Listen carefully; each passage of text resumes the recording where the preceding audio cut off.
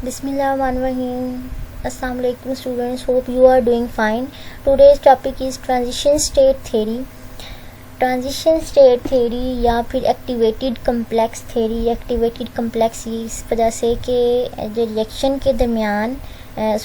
के दौरान कम्प्लेक्स की फॉर्मेशन हो रही है, इस वजह से एक्टिवेटेड कम्प्लेक्स थ्योरी भी कहते हैं इसको, या फिर एब्सोल्यूट रेट थ्योरी भी कहा जाता है। एब्सोल्यूट रेट थ्योरी के ये रेट कांस्टेंट की एब्सोल्यूट वैल्यू के बारे में बताता है, इस वजह से एब्सोल्यूट रेट थ्योरी।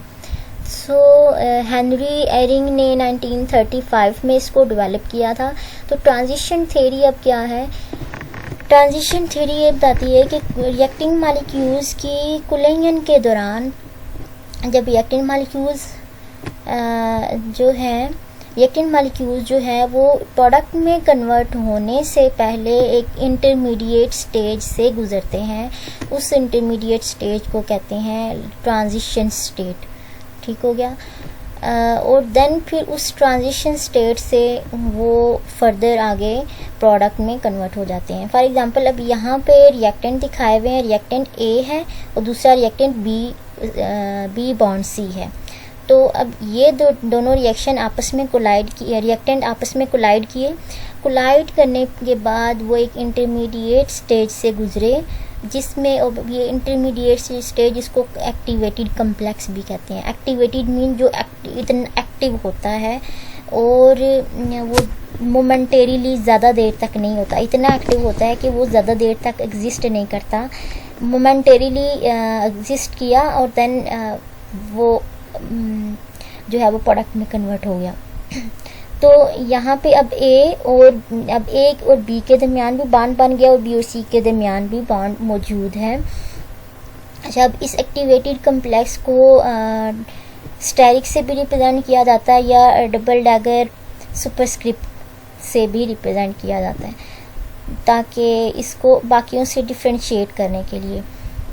तो देन ये मोमेंटेरीली बना और देन फिर ये डिकम्पोज होके प्रोडक्ट में चेंज हो जाता है। प्रोडक्ट में ए और बी के दरमियान बॉन्ड बन रहा है और सी जो है वो एक नया प्रोडक्ट साथ में बन रहा है।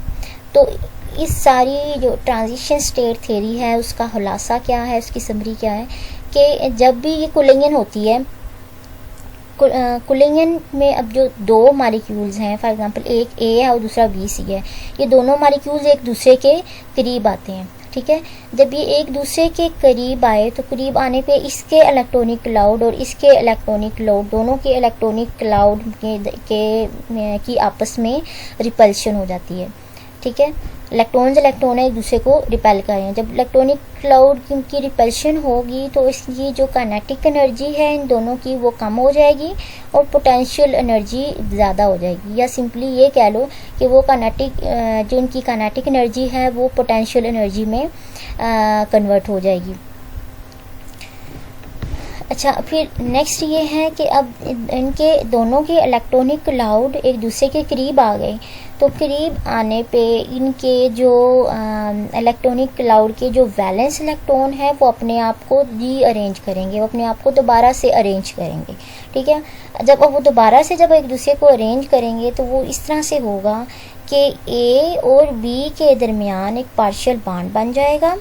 ठीक है, अब बॉन्ड एक्चुअल में क्या होता है?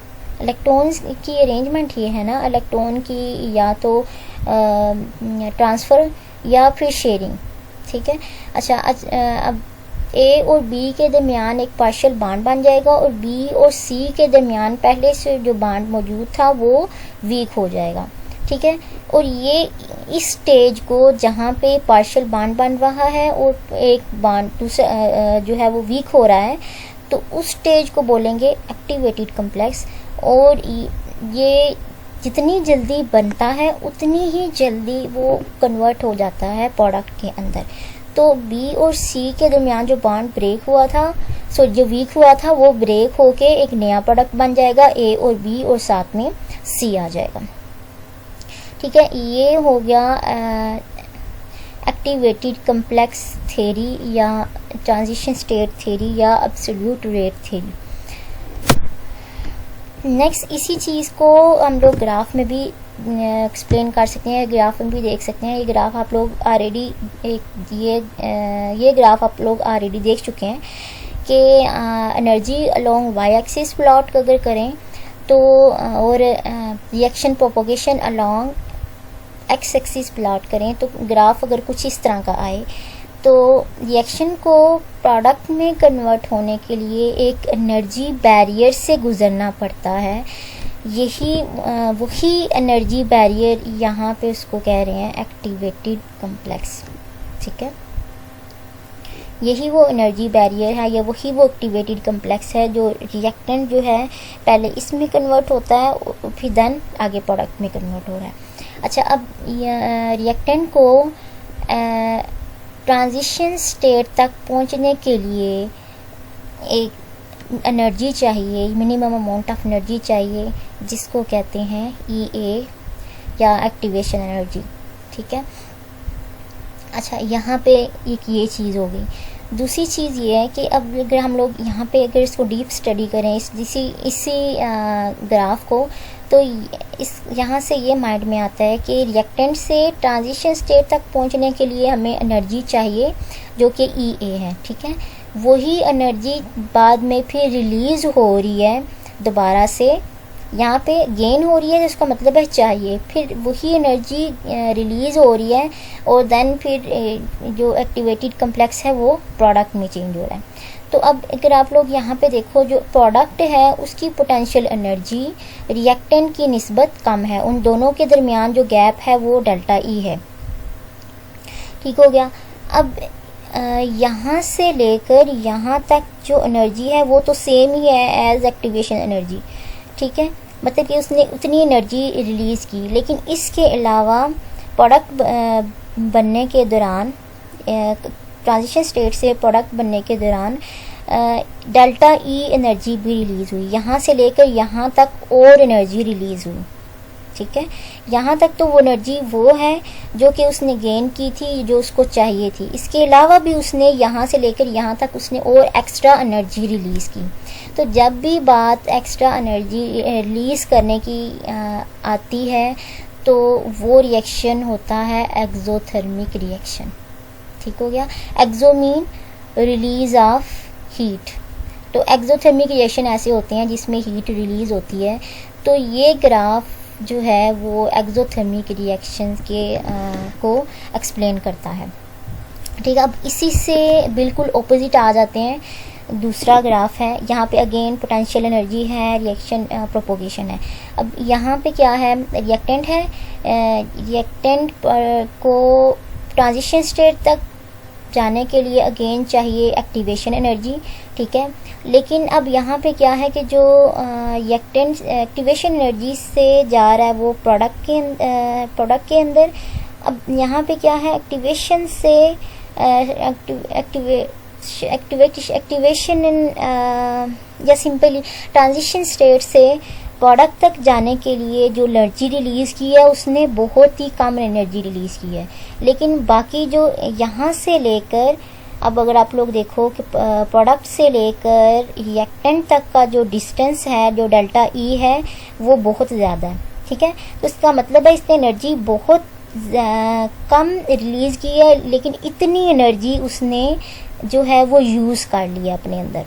ठीक है, प्रोडक्ट तो बन गया यहाँ तक, तो ये वाली एनर्जी उसने अपने अंदर यूज़ कर ली है। ये इससे मुराद ये कि ये एनर्जी ऐसा रिएक्शन जिसमें एनर्जी जो है वो देनी पड़े, उस रिएक्शन को कहते हैं एंडोथर्मिक। Endo mean inside.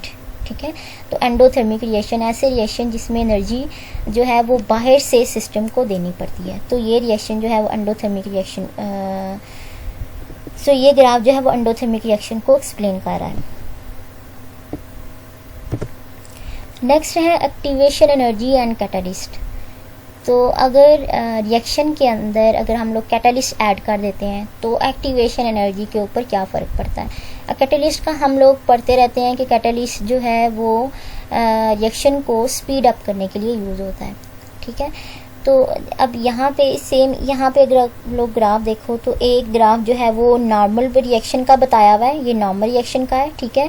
और दूसरा जब इसके अंदर कैटालिस्ट ऐड कर दिया जाए तो क्या होता है, जब कैटालिस्ट ऐड कर देते हैं तो जो एक्टिवेटेड कम्प्लेक्स स्टेट है या ट्रांजिशन स्टेट है वो हमें जल्दी अपटेन हो जाती है। तो इसका मतलब है वो हमें मिनिमम या लोअर एक्टिवेशन एनर्जी पे हमें एक्टिवेटेड कम्प्लेक्स स्टेट या ट्रांजिशन स्टेट हमें अपटेंड हो जाती है, ठीक है।